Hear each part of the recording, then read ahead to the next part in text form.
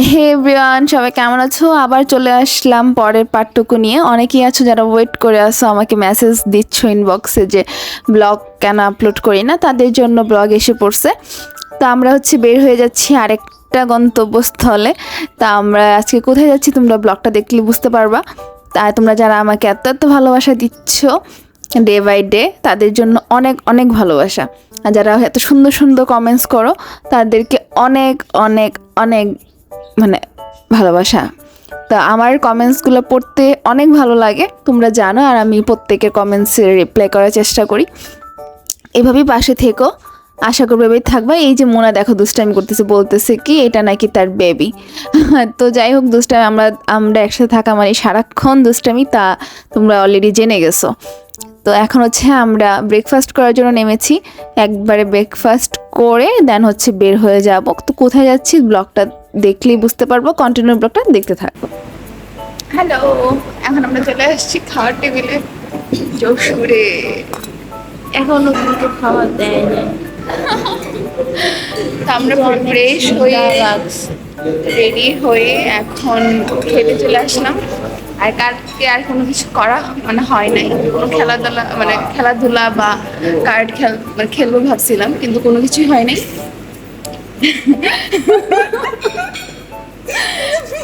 আচ্ছা, তো এখন সকালবেলা আমরা সবাই ফ্রেশ হয়ে এখন আজকে কোথায় জানি যাব।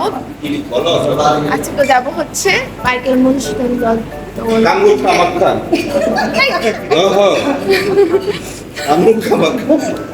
মামা মামি মামা। আপনার বোটা তো অনেক সুন্দর। কবে বিয়ে করলেন? ও আচ্ছা, তাহলে আবার তো ম্যাচিং ম্যাচিং কেন আপনারা?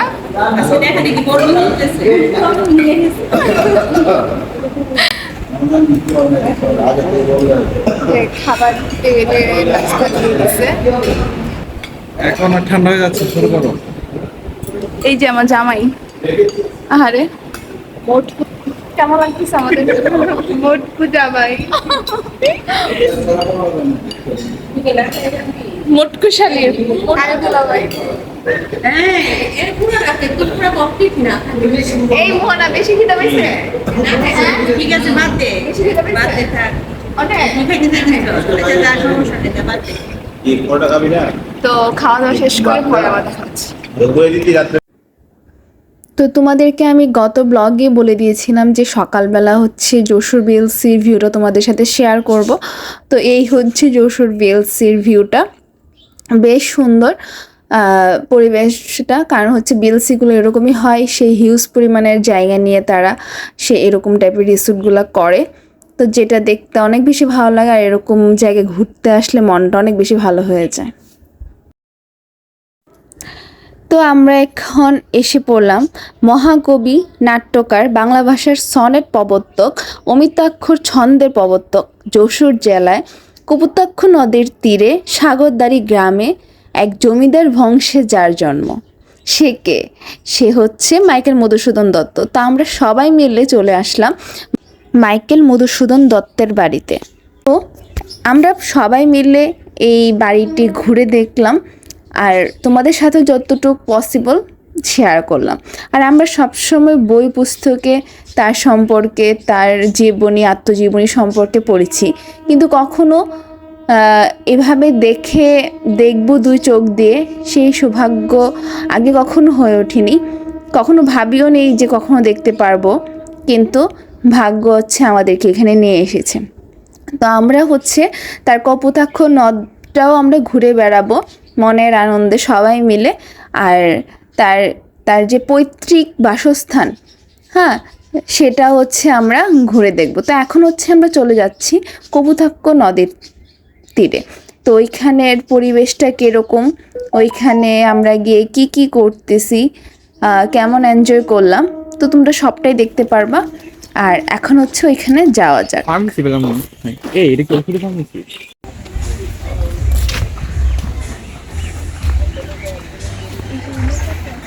চলে আসছে কপোতাক্ষ নদ।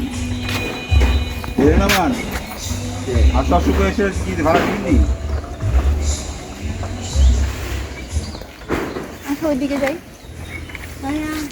আসো আসো নামি।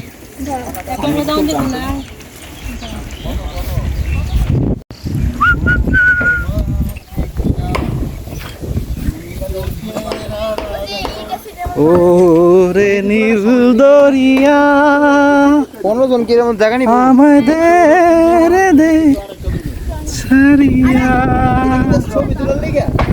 বন্দি হইয়া মনোয়া পাখি হায় রে কান্দে রইয়া রইয়া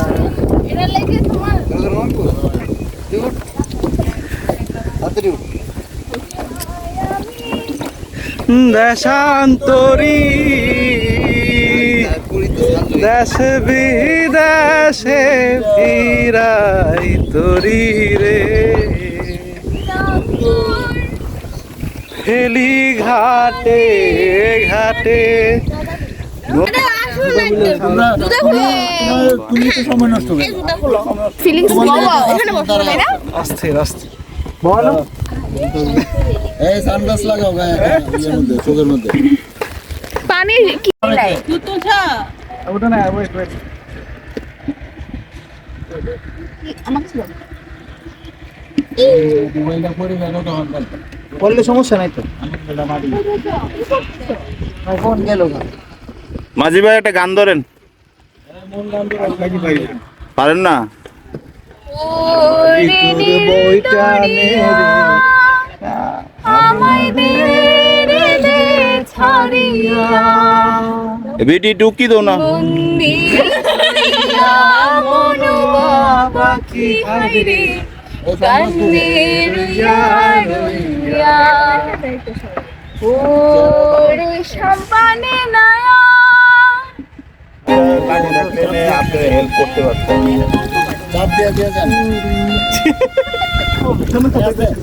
সব সুখেরে পার করিতে নেব না তোমার বেলায় নেব সখী তোমার কানের সোনা সখী গো ও আমি প্রেমের ঘাটের মাঝি তোমার কাছে পয়সা নেব না। তো তোমরা তো অনেক গান টান শুনলা, তো এবার হচ্ছে একটা মজার গল্প শোনো। তো আমরা যেদিকে যাচ্ছিলাম তো এরপরে যতটুকু পর্যন্ত গিয়েছি এরপরে হচ্ছে আমরা ব্যাক করতে পারতেছিলাম না, কারণ হচ্ছে মাঝি ভাই মানে নৌকাটা টেনে ওই পারে মানে নিতে পারতেছিল না, কারণ বাতাসের গতিবেগ অনেক বেশি ছিল, যার কারণে তার পক্ষে অনেক কষ্ট হয়ে যাচ্ছিল। তো আমরা বললাম যে আমাদের পাশে একটু সাইড করে নামাই দেন। তো এখন হচ্ছে এই জায়গাতে মাটি ফালাচ্ছে, মাঝখানে দেখছো অনেকখানি কিন্তু পানি, এখানে ফাল দিয়ে ওইখানে যাইতে হবে, যারা পারবে তো যাবে। তো মাসি দেখো এখানে যাইতে গিয়ে পায়ে ব্যথা পাইছে, তো আমরা সবাই মোটামুটি একটু ব্যথা পাইছি। কোন এই কি করছো তুমি বলো তো? তুমি যে আমাকে ফালাই দিলা, হ্যাঁ এই তোমরা জানো ও আমাকে ফালাই দিছে নৌকা থেকে? সবাই জানে এটা মিথ্যা কথা। এটাই সত্যি কথা, ও আমাকে এটাই নৌকা থেকে সঠিক নামিয়ে নয়। দিয়ে আমাকে ফালাই দিছে। আর এখান থেকে উঠতে যাওয়ার সময় এটা তো ক্লিপটা নেওয়া হয় না, কারণ আমরা প্রচন্ড পরিমাণে রিস্কে ছিলাম। আচ্ছা প্রমাণ আছে, আমি ওকে নিয়ে উঠছি, ঠিক আছে?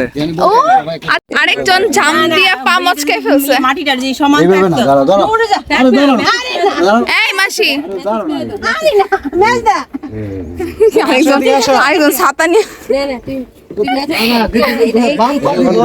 কোনো মেসেজ না না মেসেজ না আরে ব্যথা নাই লগে লগে তুমি সেটা আগে বলো। এটা কাপড় দিয়ে রাখতে আরে তাড়াতাড়ি আচ্ছা আচ্ছা শোনো, আগে বলো আর উঠবা নৌকায়? হ্যাঁ হ্যাঁ হ্যাঁ আর উঠবা? ব্যথা বেশি খাইছে না? তুমি এতগুলো লোক যাওয়ার পরও আমার জানটাকে কিভাবে পায়ে ব্যথা তোমার জানটাকে তুমি কিভাবে একা ছাড়লা সেটা আমার মাথায় ধরতেছে না। আমার জান তো আমি জানি আমার জান, কিন্তু আমি জানি তোমাদের পড়ান ও মাগো, লোককে ব্যথা পাওয়ার জন্য কেন তুমি এই জায়গায় দাঁড়াও না দাঁড়াও তুলো না এলোমেলো করে তুললে না তুমি মেশুর গায়ে মাথা গরম হয়ে গেছে, বেশি কথা বললো না। খালি এই ঘাটটা মেশুর মাথা গরম হয়ে চুলগুলো দাঁড়ায় গেছে। গামতা আছে দেখ মাইকেল মধুসূদনের বাড়ি দেখে আসলাম এইখান থেকে সামনে। হ্যাঁ চলো ওইখানে আমরা যদি যেতে আমরা মাইকেল মধুসূদন দত্তের কপোতাক্ষ নদে আছি, এখন আমরা ওনাদের বাড়িতে যাব। আচ্ছা বলো, কোথায় আছো তুমি? মাইকেল মধুসূদন দত্তের যেখানে বসে কবিতা লিখতো, হ্যাঁ। তার সেই কপোতাক্ষ নদে আমরা সবাই দাঁড়িয়ে আছি। আচ্ছা, এখন কোথায় যাবা? এখন আমাদের ওনাদের বাড়িতে যা দেখা যাবে। সেলফি তোলা চাতা কাটদি তো এবার হচ্ছে কপোতাক্ষ নদ দেখে, কারণ কপোতাক্ষ নদটা ছিল ওই মানে একটু পাশ করে, আর বাড়িটা হচ্ছে আর একটু সামনের দিকে। তো যার কারণে আমরা ফার্স্টে কপোতাক্ষ নদটা দেখে তারপর হচ্ছে ওনার বাড়িতে আসলাম। বাড়িটা বেশ পরিপাটি করে সাজিয়ে রাখছে তারা, অনেক সুন্দর লাগতেছে। তো এটা হচ্ছে মাইকেল মধুসূদন দত্তের পৈতৃক বাড়ি। তো এখানে আমরা সবাই একটু ফটো সেশন করে নিচ্ছিলাম, আর প্রচুর গরম। আমি জানি না যে তোমরা আমার ব্লগ দেখে কতটা বুঝতে পারতেছো, বাট আমরা যে কী পরিমাণ মানে শরীর অসুস্থ হয়ে গেছে তা বলার মতো না, কারণ প্রচণ্ড গরম ছিল, প্রচণ্ড। তো যাই হোক, কিন্তু আনন্দ তো আর থেমে নাই, আমরা ফুললি এনজয় করছি এই গরমের মধ্যেও।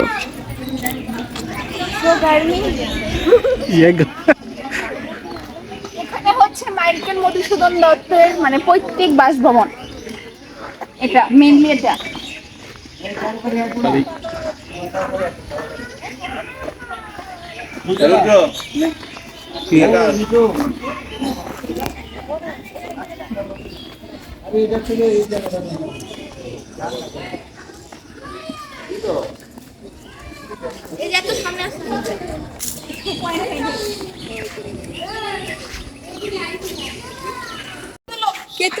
এই ছবি তুলে নিয়ে মারামারি, কে আগে ছবি তুলবে?